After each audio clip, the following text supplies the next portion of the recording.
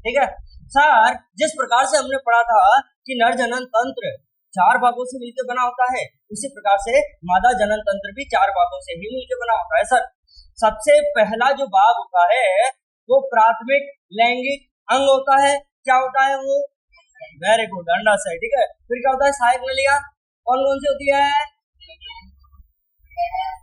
Very good, fallopian tube, uterus और vagina. फिर क्या पढ़ा? सहायक ग्रंथियां एक ही होती है, बार्टोलिन की ग्रंथि। Very good. फिर क्या होता है वायु जनन अंग? 5 नाम लिखे थे, 5 नाम लिखे थे, सुनना। Labia, sorry, mons pubis, labia majora, labia minora and clitoris और हाइमन। 5 बार लिखे थे। अरे बात समझे? उसको भी आज अपन डिटेल से पढ़ेंगे। ठीक है, पहले यहाँ तक कंप्लीट करते हैं। सुनना मेरी बात ध्यान से। क्या सुनना बेटा? कि सर मादा के अंदर प्राथमिक जनन अंग के रूप में 2 अंडाशय पाए जाते हैं, 1 2, जो कहाँ होते हैं सर? वो भी यही पेल्विक रीजन में होते हैं। कौन से रीजन में होते हैं? पेल्विक रीजन में। सर ये अंडाशय ऐसे नहीं पड़े रहते हैं, ये अंडाशय पेशियों के द्वारा टच में रहते हैं। किसके टच में रहते हैं सर? एक तो गर्भाशय की दीवार के और दूसरा, ठीक है, तो अच्छा किसके द्वारा जुड़े रहते हैं? लिगामेंट के द्वारा। लिगामेंट क्या होता है सर? पेशियां होती है, सीधी सीधी है। ठीक है, अच्छा फिर हमने देखा कि 2 फैलोपियन ट्यूब होती है। वो फैलोपियन ट्यूब क्या करती है? अंडाशय से जो अंडा निकल रहा है उसको कैच करके आगे पहुंचाने का काम करती है। सर हमने ये भी पढ़ा कि फैलोपियन ट्यूब के 3 भाग होते हैं, कौन से? तो वो भी सुनना बेटा। जो सर सबसे आगे वाला होता है ना सर, ये फिम्बरी है। क्या ये? फिम्बरी। और इस वाले क्षेत्र को क्या कहते हैं? इनफंडिबुलम। क्या कहते हैं? Infundibulum. Sir infundibulum fallopian tube का वह भाग है जो अंडाशय के संपर्क में रहता है। किसके संपर्क में रहता है बेटा? अंडा। बोलो सही कह रहा हूं ना? ठीक है सर, ये जो इनफंडिबुलम होता है ना, इस इनफंडिबुलम में एक छेद होता है सर, उसे क्या कहते हैं? ओस्टियम। बोलो सही कहा मैंने? ठीक है, अच्छा इस छेद के ऊपर सर ऐसे अंगुलीनुमा उभार पाए जाते हैं जिनको फिम्बरी कहते हैं। क्या कहते हैं? फिम्बरी कहते हैं। नाम वापस लिखूं क्या? सारे जरूरत हो तो लिख देते, नहीं तो फटाफट लिखूंगा। चलो आगे बढ़ते हैं सर। इसका जो दूसरा बीच का खुला हुआ भाग होता है एंडुला कहते हैं सर, वही रीजन होता है जहाँ पे निषेचन की क्रिया होती है। याद आ गया बेटा? याद आ गया? ठीक है, अच्छा फिर सर इससे आगे जो होता है ना वो स्टमस होता है सर, जो कहाँ से जुड़ा होता है? गर्भाशय से। किससे जुड़ा होता है? गर्भाशय से। अच्छा सर गर्भाशय जो होता है ना, ये एक उल्टी नाशपाती के आकार की थैलीनुमा संरचना होती है। उल्टी नाशपाती के आकार की थैलीनुमा संरचना होती है जिसके 3 भाग होते हैं सर। ऊपर वाला फुला हुआ फंडस, क्या? फंडस। बीच वाला बॉडी और सबसे नीचे वाला अब सर्वेक्स। तुम क्या बोल रहे थे? पहले क्या बोली? सबसे नीचे वाला भाग कौन सा बेटा? सर्वेक्स। और ये जो सर्वेक्स की नली है, शायद ये बात मैं क्लास में बताना भूल गया था। ये वाली जो नली है, ये जो नली है ना आपको, इसको कहते हैं बच्चों सर्वाइकल कैनाल। क्या कहते हैं? सर्वाइकल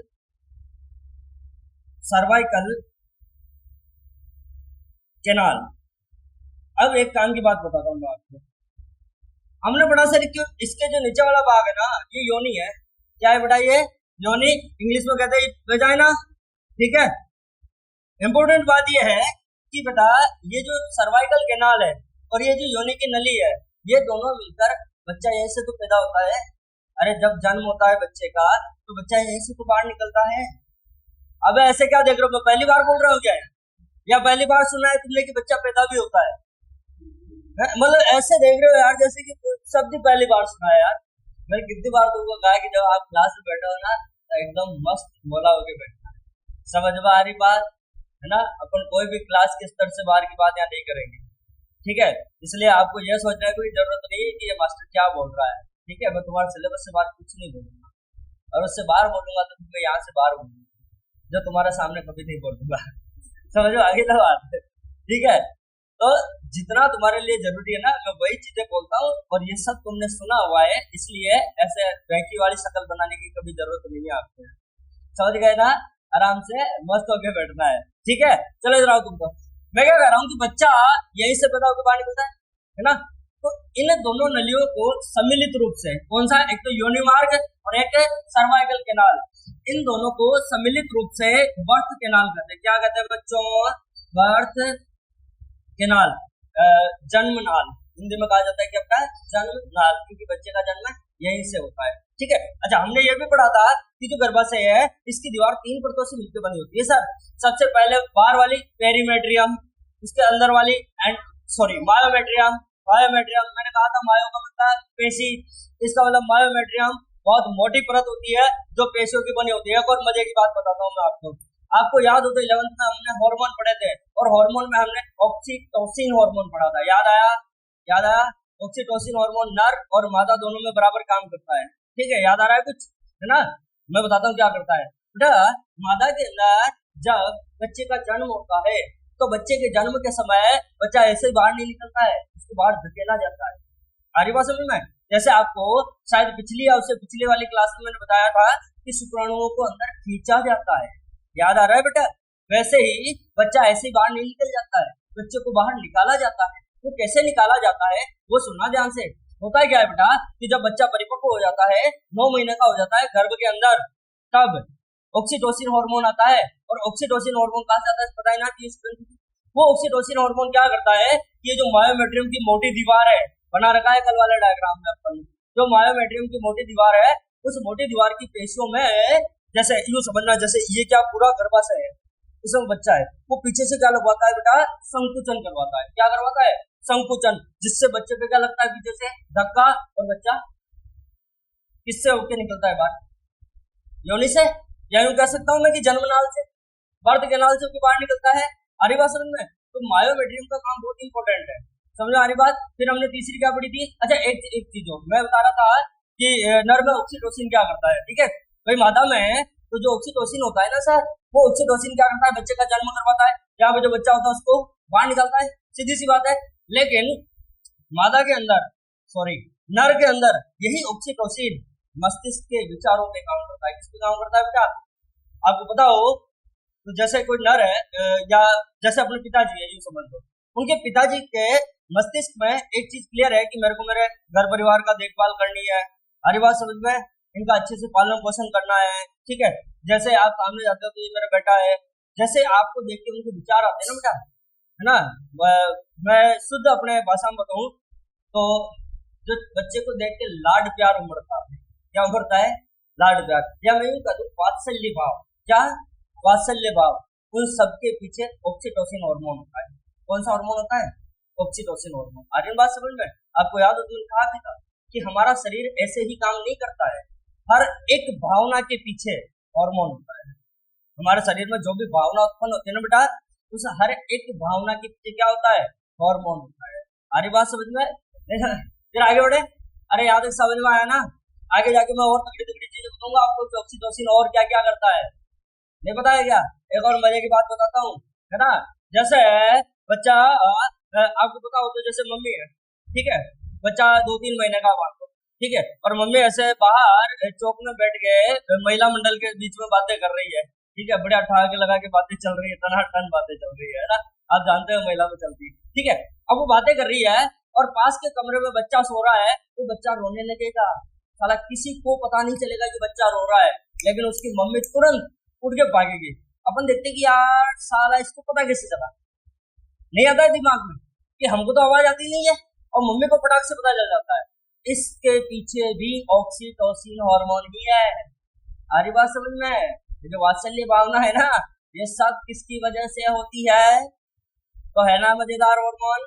हरी बात समझ में? और बताता हूं मैं मजे की बात, जब अपन स्तन पढ़ेंगे तब बताऊंगा। और क्या बेटा, जो स्तन से मिल्क बाहर निकलता है ना, वो मिल्क ऐसे ही बाहर नहीं निकलता है ना, उसको भी निकाला जाता है। उसको भी क्या किया जाता है? निकाला जाता है। और वो किसके द्वारा निकाला जाता है? वो भी ऑक्सीटोसिन हार्मोन के द्वारा। कौन से हार्मोन के द्वारा? ऑक्सीटोसिन हार्मोन के द्वारा।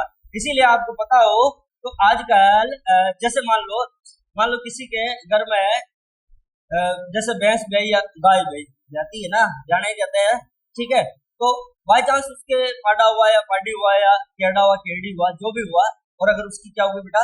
डेथ होगी। क्या होगी? डेथ होगी। तो फिर वो जो गाय या भैंस है ना बेटा, दूध निकलाती नहीं। हरी बात समझ रहे?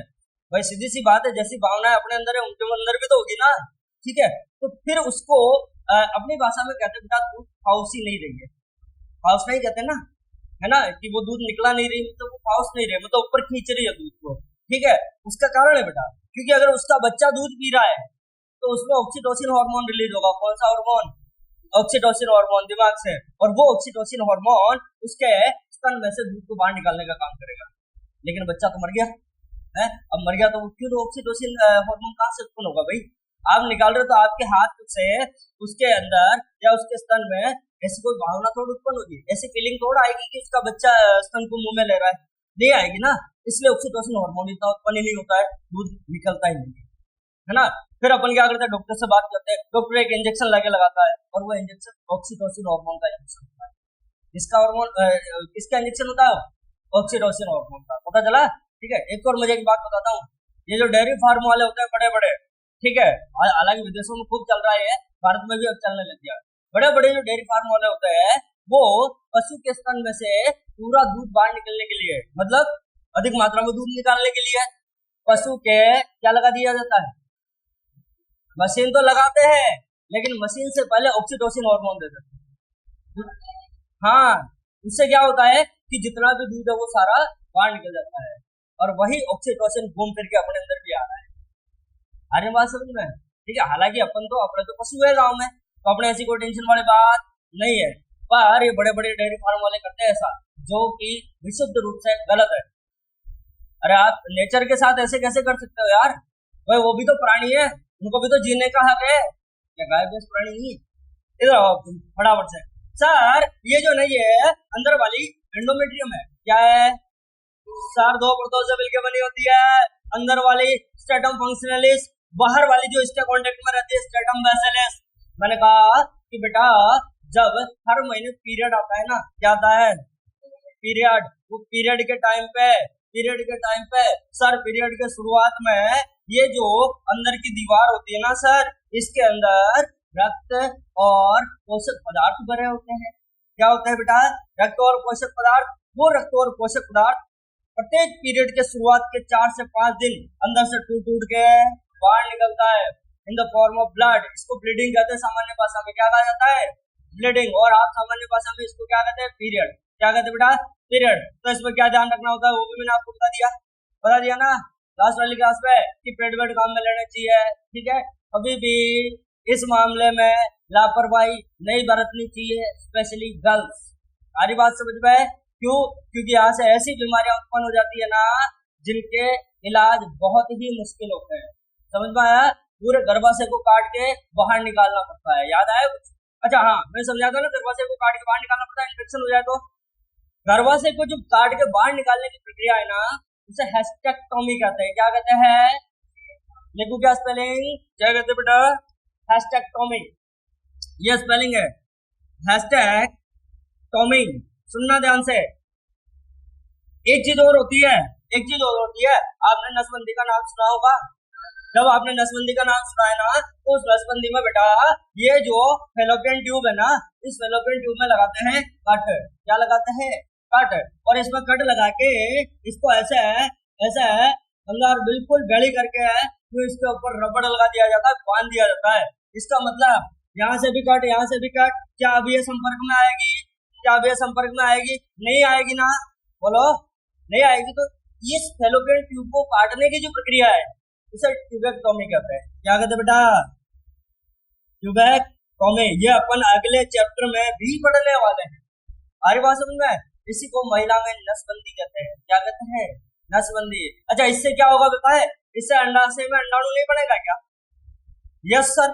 अब वागड़ू अंडाशय को तोड़ काटा है, बनेगा।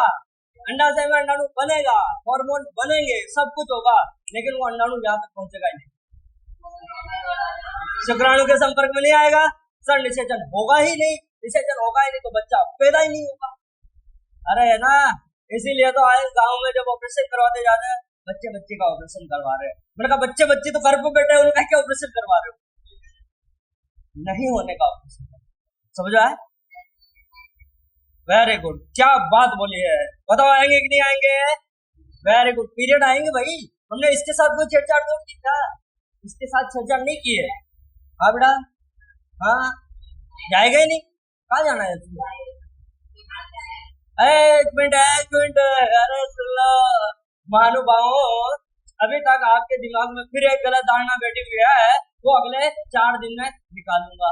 अभी नहीं निकालूंगा, थोड़ी क्यूरियोसिटी बनी रहनी चाहिए ना, है नहीं? तुम ये सोच रहे हो कि सर अंडाणु तो आ ही नहीं रहा है, फिर ये क्यों? बेटा सुनना ध्यान से, हाँ गजब, बहुत अच्छी बात कही है इसने।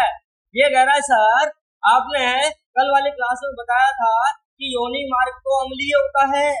मैंने कहा था इसके अंदर दही वाले बैक्टीरिया होता है, सॉरी दही वाले बैक्टीरिया नहीं, एसिड होता है, लैक्टिक एसिड, याद आया? लैक्टिक एसिड होता है ना, ठीक है? जब लैक्टिक एसिड होता है तो सर शुक्राणु तो जाते मर जाने चाहिए, नहीं मरेंगे। इसका जुगाड़ भी भगवान ने बिठा रखा है अंदर, वो अपन इसके जस्ट बात पढ़ाने वाला हूँ, ठीक है? अभी इसको खत्म करवाऊंगा एक बार, उसका आंसर मिल जाएगा, मैं कह रहा हूँ पक्का 101% दूंगा तुमको। पर अभी अगर मैं दे दूंगा ना तो मजा बिगड़ जाएगा, टॉपिक का मजा बिगड़ जाएगा। स्टोरी में क्या होना चाहिए? सस्पेंस है। चले बाहुबली फर्स्ट के अंदर ही वो बता देते कि कटप्पा ने क्यों मारा है उसको, तो फिर सेकंड की क्यूरियोसिटी क्या रहती है? पूरे 2-3 साल तक चला कि बाहुबली ने कटप्पा को क्यों मारा। यहाँ तक समझ में आया? अब मैं सारी चीजें लिखवाने वाला हूँ। मैंने आपको ये भी कहा था कि ये जो योनि का छिद्र है ओपनिंग है बेटा, यहाँ पर एक पतला झिल्ली तक पाया जाता है, हाइमन कहते हैं, ठीक है? जो प्रथम संभोग के समय या स्पोर्ट्स एक्टिविटी के टाइम या साइकिल वाइकिल चलाते समय, रनिंग करते समय, स्विमिंग करते समय या वेजाइनल टैम्पॉन काम में लेते समय, का वेजाइनल टैम्पॉन काम में लेते समय क्या होता है बेटा? वो फट जाता है। अरे बात समझ में? इसका मतलब बेटा या जो हाइमन होता है ना, जो झिल्ली होती है ना, उसकी अनुपस्थिति या अनुपस्थिति, उसकी उपस्थिति या अनुपस्थिति कभी भी किसी भी महिला की वर्जिनिटी का द्योतक नहीं होता। द्योतक मतलब समझिए, दर्शाता नहीं है वर्जिनिटी, वर्जिनिटी समझे? क्लियर है? आगे बढ़ा जाए, हो जाओ लिखना शुरू तुरंत। बोलो, मादा के प्राथमिक जनन अंग के रूप में, मादा के प्राथमिक जनन अंग के रूप में 2 अंडाशय, कितना अंडाशय? 2 अंडाशय। आप इसको ये भी लिख सकते थे कि 1 जोड़ी अंडाशय, चलेगा। 2 अंडाशय उदर गुहा के निचले भाग में, 2 अंडाशय उदर गुहा, ये है ना उदर गुहा बेटा, इसका निचला भाग ये, ठीक है? उदर गुहा के निचले भाग में उपस्थित होते हैं, जिनकी लंबाई 2 से 4 सेंटीमीटर होती है। मतलब कितने से मात्र इतने से होते हैं, ठीक है? इतने से सर, इतने से अंडाशय, इतने से वृषण, इतने से दिखता ही नहीं शुक्राणु, और जो दिखता ही नहीं है वो अंडाणु। लाइन छोड़ गया, सेकंड पॉइंट फटाफट। अंडाशय श्रोणी भित्ति समझ गए कि नहीं समझे? बिल्कुल, पेल्विक गर्डल जो होती है ना उसकी दीवार, श्रोणी भित्ति, ठीक है?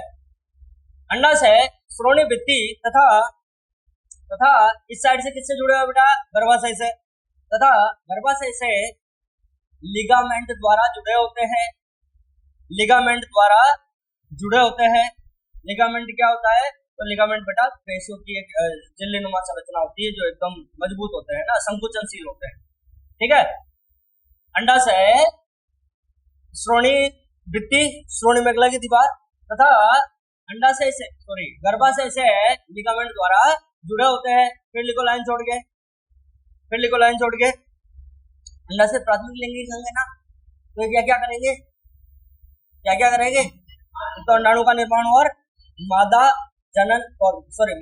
सेक्स हार्मोन, लैंगिक हार्मोन का निर्माण करेंगे, ठीक है बेटा? और मादा लैंगिक हार्मोन क्या करते हैं? मैंने आपको समझाया है, द्वितीयक लैंगिक लक्षण के लिए जिम्मेदार होते हैं। क्या होते हैं द्वितीयक लैंगिक लक्षण? आवाज का पतला होना, शरीर पर बालों का कम होना, ये वाला ये जो शोल्डर पार्ट है इसका थोड़ा सा नैरो होना, स्तन का विकास होना, है ना? ये जो पेल्विक भाग है इसका थोड़ा सा ब्रॉड होना, ये सारे किसके कैरेक्टर है बेटा? ये मादा के कैरेक्टर किसकी वजह से आते हैं? एस्ट्रोजन और प्रोजेस्टेरोन। याद आया कुछ? हरी बात समझ में? उनकी वजह। अच्छा, ये दोनों हार्मोन निकलेंगे कहाँ से बेटा? अंडाशय से। नर में कौन सा होता है सेकेंडरी सेक्स हार्मोन? एंड्रोजन भी उसी का नाम है, टेस्टोस्टेरोन। वो कहाँ से बनता है? प्रसरण में कौन सी कोशिकाएं बढ़ाती है? वेरी गुड, लीडिक कोशिकाएं। कौन सी कोशिकाएं बढ़ाती है? याद आ गया? ठीक है, चलो आओ।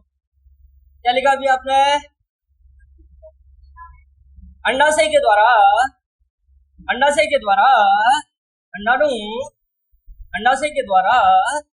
अंडाणु तथा मादा जनन हार्मोन। अंडाशय के द्वारा अंडाणु तथा मादा जनन हार्मोन, ब्रैकेट में लिखना एस्ट्रोजन तथा प्रोजेस्टेरोन। कौन सा होता है मादा जनन हार्मोन? एस्ट्रोजन तथा प्रोजेस्टेरोन। खोपड़े में फिट कर लेना इनको, क्योंकि आगे के 3 दिन अपन इन्हीं को पढ़ने वाले हैं। एस्ट्रोजन तथा प्रोजेस्टेरोन का निर्माण व श्रवण करता है,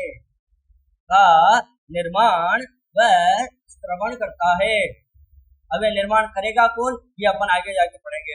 मेंस्ट्रुअल साइकिल पीरियड जो पीरियड है उसका पूरा टॉपिक है तुम्हारे, एक दिन पूरी क्लास उसी पे चलने वाली है, 1 घंटे की क्लास मेंस्ट्रुअल साइकिल की। अरे बस हो गया?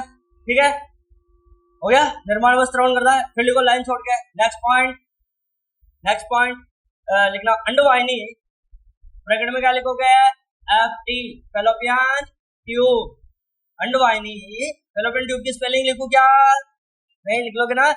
अब जब भी मैं अंडवाहिनी बोलूं शॉर्ट में क्या लिखोगे? FT। ठीक है, फैलोपियन ट्यूब एक जोड़ी मतलब समझ गए? तो नलिका होती है जो 10 से 12 सेंटीमीटर लंबाई की होती है।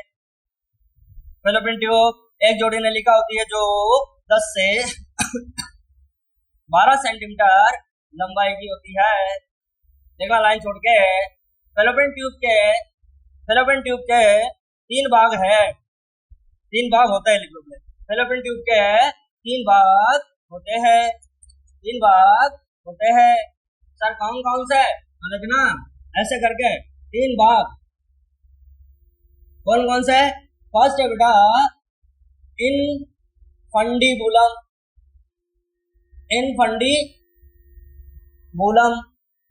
ठीक है। और सेकंड भाग है एम्प्यूला, और थर्ड भाग है एस्थमस,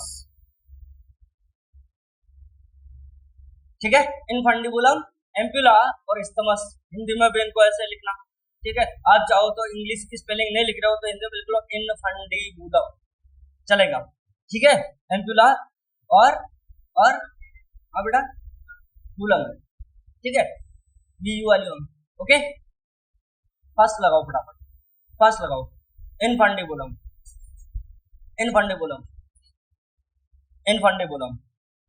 बोलो लिखना। यह अंडाशय के समीप उपस्थित भाग होता है। यह अंडाशय के समीप उपस्थित भाग होता है जिसमें एक छिद्र ऑस्टियम होता है। क्या होता है बेटा? ऑस्टियम, जिसमें एक छिद्र ऑस्टियम होता है। इस छिद्र के चारों ओर अंगुली नुमा उबार पाए जाते हैं। इस छिद्र के चारों ओर अंगुली नुमा उबार पाए जाते हैं, जिन्हें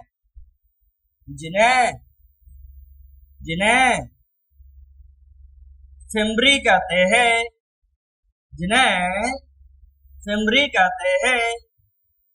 लिखा हुआ फिम्ब्री, जिन्हें फिम्ब्री कहते हैं। बोलो क्लियर है? आगे बढ़े। अच्छा एक काम करो, सिर्फ एक चीज और ऐड करो, जिन्हें फिम्ब्री कहते हैं, जो अंडाशय से अंडाणु ग्रहण करने का काम करते हैं। अंडाशय से अंडाणु ग्रहण करने का काम करते हैं। क्लियर है बेटा? ऐसे अंडाणु गिरेगा, उसको कैच करना, अंडाशय से अंडाणु ग्रहण करने का काम करेंगे। ठीक है बेटा? सेकंड पार्ट लिखो फटाफट। एम्प्यूला, एम्प्यूला, एम्प्यूला लिख लिया। यह फैलोपियन ट्यूब के बीच का लंबा व चौड़ा भाग होता है। लंबा चौड़ा मतलब खुला हुआ है ना। यह फैलोपियन ट्यूब के बीच का लंबा व चौड़ा, लंबा व चौड़ा, चौड़ा मतलब ब्रैकेट में चाहो तो लिख लेना, खुला हुआ है ना, भाग होता है। लंबा व चौड़ा भाग होता है जहां पर निषेचन की क्रिया होती है। वेरी इंपॉर्टेंट, अंडरलाइन कर लेना इसको डबल ना। सीधा सीधा पूछा जाता है कि निषेचन की क्रिया कौन से भाग में होती है, तो 4 ऑप्शन देता है। कंपटीशन एग्जाम में पूछा जाता है, कितने ऑप्शन देता है? 4। साले लिख देंगे पहले तो गर्भाशय, और जिसने ढंग से नहीं पढ़ा ना उसको खोपड़ी में यही फिट रहेगा कि निषेचन तो यही होगा। सारी बात समझ में? पहला देंगे गर्भाशय, दूसरा देंगे क्या? अंडाशय, तीसरा देंगे वो इस्थमस, और चौथा देंगे वो एम्प्यूला। तो कहाँ होता है बेटा? क्लियर है? ठीक है, जहां निषेचन की क्रिया होती है। बोल क्लियर कर लिया? बढ़िया, अंडरलाइन। ओके, फिर लिखो थर्ड, इस्थमस। इस्थमस यह फैलोपियन ट्यूब का अंतिम भाग है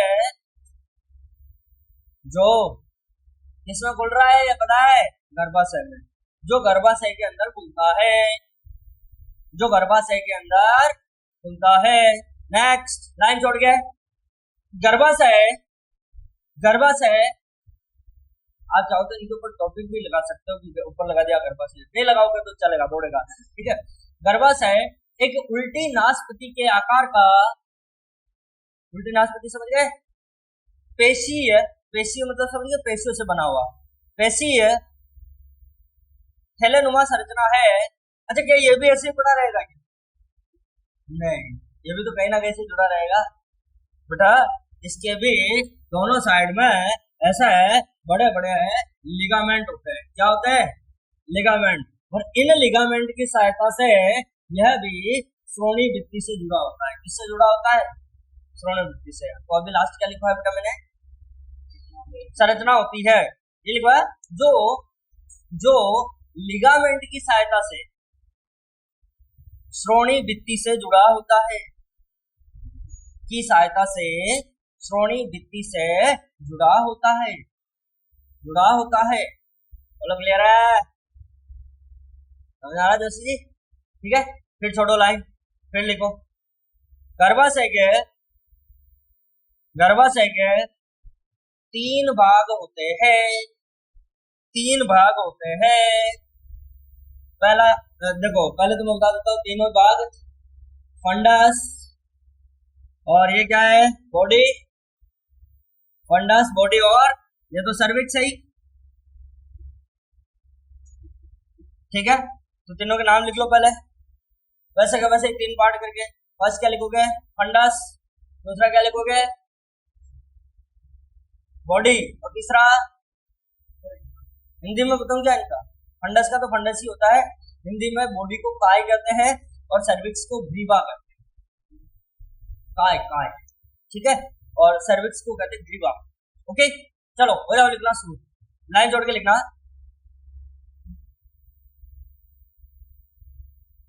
योगिता कहाँ चली गई थी 2 दिन 3 दिन? काम, समाज को काम। आगे बढ़े? हाँ जी, लिखिएगा गर्भाशय का अच्छा, गर्भाशय को अंग्रेजी में एड्रेस ऐसे बनाया ना, ठीक, छोड़ो। लेकिन गर्भाशय का निचला संकरा, गर्भाशय का निचला संकरा भाग, संकरा मतलब बिल्कुल संकरा है ना बेटा, संकरा भाग सर्विक्स, ये लिखना सर्विक्स, कोष्टक में लिख लेना ग्रीवा, ग्रीवा। गर्भाशय का निचला संकरा भाग सर्विक्स या ग्रीवा कहलाता है, कहलाता है, जो योनि में खुलता है, जो योनि में खुलता है। बोलो क्लियर है? फिर लिखो लाइन छोड़ गए। सर्विक्स, सर्विक्स की गुहा को, गुहा मतलब समझिए बीच में खाली जगह, सर्विक्स की गुहा को सर्वाइकल कैनाल कहते हैं, ये लिखा हुआ है सर्वाइकल कैनाल, है ना। सर्विक्स की गुहा को सर्वाइकल कैनाल कहते हैं। अरे ये लिखा हुआ है, अरे यार इसका नाम तो इसके सामने लिखा होगा, सर्वाइकल कैनाल कहते हैं, ठीक है। जो जो योनि मार्ग के साथ मिलकर, जो योनि मार्ग के साथ मिलकर मिलकर जन्मनाल, जो योनि मार्ग के साथ मिलकर जन्मनाल, ब्रैकेट में लिखना बर्थ कैनाल, ये लिखा हुआ है ना, जो योनि मार्ग के साथ मिलकर जन्मनाल या बर्थ कैनाल का निर्माण करती है, निर्माण करती है। ओके बेटा, मैंने यही लिखवाया जो अभी यहाँ समझाया, बोलो क्लियर है। फिर लिखो लाइन छोड़ के, फिर लिखो लाइन छोड़ के। गर्भाशय की दीवार या भित्ति कह सकते हैं, गर्भाशय की दीवार या भित्ति 3 परतों की बनी होती है। गर्भाशय की दीवार या भित्ति 3 परतों की बनी होती है, बनी होती है। फर्स्ट पॉइंट डाल के लिखना, फर्स्ट पॉइंट पेरीमेट्रियम, लिखो स्पेलिंग या ऐसा लिखना, फर्स्ट पॉइंट डाल के पेरीमेट्रियम, पेरीमेट्रियम। और इसमें लिखना बेटा, यह सबसे बाहरी, यह सबसे बाहरी झिल्लीमय आवरण होता है, यह सबसे बाहरी झिल्लीमय आवरण होता है। झिल्लीमय समझिए पतला, यह सबसे बाहरी झिल्लीमय आवरण होता है। सेकंड लिखना बेटा मायोमेट्रियम, मायोमेट्रियम, ठीक है। मायोमेट्रियम में लिखना, चलो यह पेशियों से बना हुआ, क्वेश्चन में लिखना चिकनी पेशियों से, कौन सी पेशियों से बना हुआ बेटा, चिकनी। याद आ रहा है कुछ? 2 प्रकार की पेशियां होती है, एक होती है रेखित, अरे बावड़िक खुरदरी तो एंडोप्लाज्मिक रेटिकुलम होती है। आपको याद हो तो पेशियां पड़ी थी अपन ने 2 प्रकार की, एक तो ऐसी होती है जिनके ऊपर धारियां नहीं दिखाई देती है, एक ऐसी होती है जिनके ऊपर धारियां दिखाई देती है। नींद आ रही है? हाँ, धारियां दिखाई देती है उनको क्या कहते हैं, रेखित पेशियां। जिन पर धारियां नहीं दिखाई देती उनको अपन क्या कहते हैं, अरेखित पेशियां या चिकनी पेशियां। ये वही वाली चिकनी पेशियां है ना। और आपको याद हो तो धारियां वाली अपने कंट्रोल में होती है, ऐच्छिक पेशियां। क्या ये अपने कंट्रोल में होती है क्या? अनैच्छिक पेशियां है, क्या अपन चाहे तब निकाल सकते हैं? ऐसा थोड़ा है कि 9 महीने का बच्चा पल रहा है, 7 महीने में नहीं पर 2 महीने बाद कोई फंक्शन है फैमिली में तो हमारा बच्चा अभी बाहर निकल जाना चाहिए। और समझे ना, चिकनी पेशियां समझे कुछ? अरे चिकनी पेशियां वो पेशियां होती है जो अपने कंट्रोल में नहीं होती है ना। तो जब ये अपने कंट्रोल में नहीं होती है तो सुनना बात को ध्यान से, अपन चाहे जैसे इनको नहीं चला सकते, है ना। मतलब किसी महिला के पेट में बच्चा है और वो चाहे कि जैसे 90 महीने उनके कोई फंक्शन है और मैं तो फंक्शन अटेंड करूंगी, तो मैं ये कह रहा था कि अगर वो चाहे और वो यहाँ से गड़गड़ी हवा लगाए, ये गर्भाशय फटाफट संकुचित हो रहे बच्चे को बाहर निकाल, क्या ऐसा हो सकता है क्या? नॉट पॉसिबल, संभव ही नहीं। समझ आ रही बात? हाँ, एक कंडीशन में जरूर संभव, सुनना ध्यान से। वो क्या करे, ऑक्सीटोसिन की गोलियां खा जाए। नहीं समझे क्या? है ना, बिल्कुल लगाते हैं। कहां से सही से होगा यार, 9 महीने बच्चे को विकास के लिए चाहिए, आप दे नहीं रहे, कहां से होगा उसका विकास? और बात इनकी बिल्कुल सही है। कभी कभी क्या होता है पता है तुमको, कभी कभी ये होता है कि 9 महीना पूरा हो गया, ध्यान से सुनना, 9 महीना पूरा हो गया, सोनोग्राफी में जो डेट लिख रखी है वो डेट आ गई और महिला को दर्द ही उत्पन्न नहीं हो रहा है पेट में, है। और जब दर्द उत्पन्न नहीं हो रहा है तो दौड़ के जाएगी डॉक्टर के पास, डॉक्टर साहब हमारा तो दर्द ही नहीं हो, है ना। और हो भी रही हो लेकिन थोड़ी देर बाद फच पड़ जाओ, थोड़ी देर बाद फच पड़ जाओ, अगर तो कहीं छाड़ी, डॉक्टर पूछा क्या चाहिए, है ना, तो मुंह यो छारी के तारीख आएगी तो वही जगह पे, है ना। तो फिर डॉक्टर क्या करता है, तो कहता है इंजेक्शन थोड़ा थोड़ा हो रहा है, सॉरी दर्द थोड़ा थोड़ा ही हो रहा है, तो कहा वो ठोक देगा एक इंजेक्शन ऑक्सीटोसिन का। किसका? ऑक्सीटोसिन का। ले बराबर दर्द होगा तेरा अभी, और अभी 2 घंटे उसको कहेगा देख तू घूम यहाँ, अभी 3-4 घंटे में दर्द होकर बच्चा हो जाएगा, जो भी होगा बच्चा। क्यों? क्योंकि उसने ऑक्सीटोसिन दिया है भाई। आ रही बात समझ में? लेकिन कोई भी डॉक्टर 7वें महीने में ऑक्सीटोसिन नहीं देता है, बेचारे को उसको थोड़ा मरना है, नौकरी की बात है भाई। तो क्या लिखा है मैंने? ब्रैकेट में लिखा ना, चिकनी पेशियों से, चिकनी पेशियों से बना हुआ मोटा स्तर होता है, चिकनी पेशियों से बना हुआ मोटा स्तर होता है, होता है। देन थर्ड लिखना एंडोमेट्रियम, क्योंकि बेटा इसका स्ट्रेटम बेसिलस और फंक्शनलिस आपके एनसीईआरटी में नहीं दे रखा है, तुम लोगों को नहीं लिखूंगा, डायरेक्ट अपन किसके बारे में लिख लेंगे? मायोमेट्रियम का। बोलो क्लियर है? तो मायोमेट्रियम के बारे में लिखना, फिर मैं मायो ही बोल रहा हूँ, आई एम सॉरी, ठीक है, आप एंडो ही समझ रहे। एंडोमेट्रियम लिखा ना, एंडोमेट्रियम लिखना, यह सबसे भीतरी स्तर होता है, सबसे भीतरी मतलब अंदर का, यह सबसे भीतरी स्तर होता है जो गर्भाशय की गुहा को, गुहा मतलब समझिए अंदर का खाली स्थान, जो गर्भाशय की गुहा को आस्तरित करता है। आस्तरित मतलब समझिए कवर, जो गर्भाशय की गुहा को आस्तरित करता है। आपको डायग्राम से सब समझ में आ रहा होगा कि बेटा अगर अपन गर्भाशय की बात करें ना, तो अपने 2D में बना रखा है, अगर अपन 3D देखें ना तो बॉडी जो है ना, पूरी गुहा, ये पूरी किससे आस्तरित होगी? एंडोमेट्रियम से। बोलो क्लियर है? लाइन छोड़ के लिखना, लाइन छोड़ के लिखना। आर्तव चक्र के दौरान, आर्तव चक्र जब लिखो ना, ब्रैकेट में लिखना अंशी, वर्ड में लिखू क्या? बिल्कुल लिख देता है, ऐसे लिखेंगे आर्तव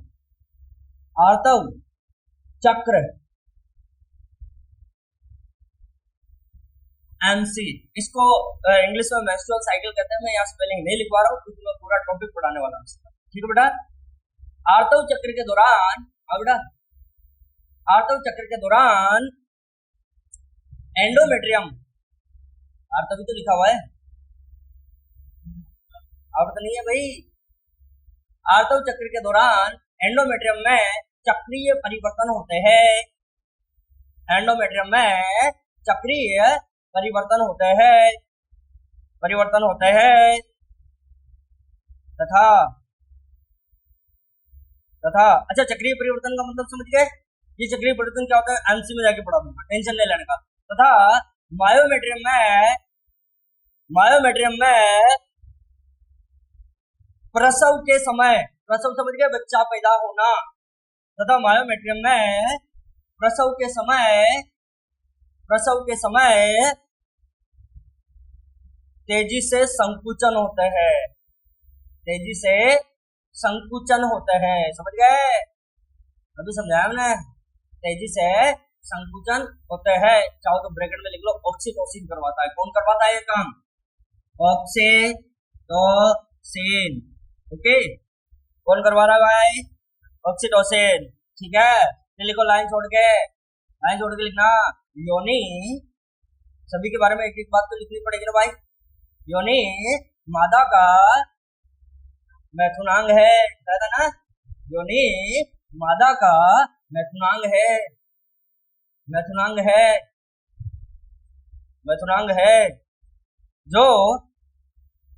जो एक तंतुमय मतलब अंदर फाइबर होते हैं, जो एक तंतुमय नलिका के समान संरचना होती है, नलिका के समान संरचना होती है। इसमें एक चीज और ऐड करो, लिखना, नलिका के समान संरचना होती है, लिखना। योनि मार्ग का पीएच अम्लीय होता है, अम्लीय समझ गए? अम्लीय होता है। क्वेश्चन में लिखना, लैक्टिक अम्ल के कारण, कौन सा अम्ल होता है बेटा? यहाँ वेरी वेरी इंपॉर्टेंट, समझ गए? लैक्टिक अम्ल के कारण। और तुम्हारे प्रश्न का जो शुक्राणु का जिंदा रहने की सवाल है, उसका तो अगले टॉपिक में समझ में आएगा और कल समझ में आएगा, ठीक है। चलो क्योंकि कल अपन बाह्य जनन अंग पढ़ने वाले हैं मादा के, जैसे नर्वस सिस्टम पढ़ा था ना बेटा, जैसे मादा का भी हम पढ़ेंगे। अरे अभी खत्म नहीं हुआ है, लिखो आगे, आगे लिखो फटाफट, लाइन जोड़ के लिखना। योनि के छिद्र पर, योनि के छिद्र, अरे यार इतना बोरिंग पढ़ा रहा हूँ क्या यार, अरे टाइम का मुझे पता है, तो 2 मिनट एक्स्ट्रा होंगे, तुम आगते होगे तो ज्यादा टाइम लगेगा। देखो, योनि के छिद्र पर एक पतली झिल्ली का आवरण होता है, एक पतली झिल्ली का आवरण होता है, जिसे क्या कहते हैं, हाइमन कहते हैं, जिसे हाइमन कहते हैं। ओके ओके, ठीक है, डबल स्टार लगा के लिखो, डबल स्टार लगा के लिखो। हाइमन शुद्ध हिंदी में लिखना चाहो तो ये लिख सकते हो योनि आच्छद, क्या कहते हैं इसको, योनि आच्छद, आपने इंग्लिश बढ़िया है, डबल स्टार लगा के लिखना। हाइमन प्रथम संभोग के समय कोमा लगा के लिखते जाना। प्रथम संभोग के समय कोमा, तैराकी करते समय कोमा, साइकिल चलाते समय कोमा, घुड़सवारी मतलब समझे, हाँ बालिकाएं करती है घुड़सवारी, सब करते हैं, शौक होते हैं, ठीक है। घुड़सवारी करते समय कोमा यूनिट टेम्पोन लिखूंगा, यूनिट, यहाँ देखना, इसको इंग्लिश में लिखवा देता हूं मैं,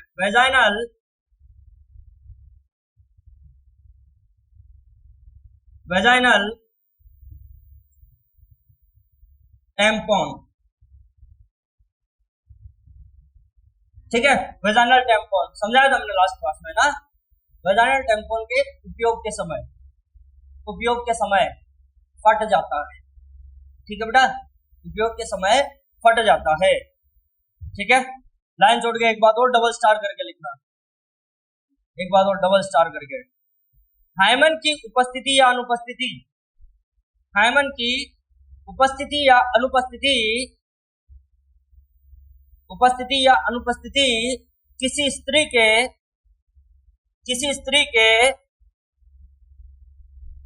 हाइमन की उपस्थिति या अनुपस्थिति किसी स्त्री के कौमार्य ब्रैकेट में लिखना वर्जिनिटी, किसी स्त्री के कौमार्य कोष्टक में वर्जिनिटी या लिखो तो सही, या लैंगिक अनुभव मतलब इससे पहले इसने संबोध किया है या नहीं किया है ना बेटा, लैंगिक अनुभव का सूचक नहीं है, बहुत इंपॉर्टेंट बात है ये, अरे बात समझ में, सूचक नहीं है, ओके ठीक है।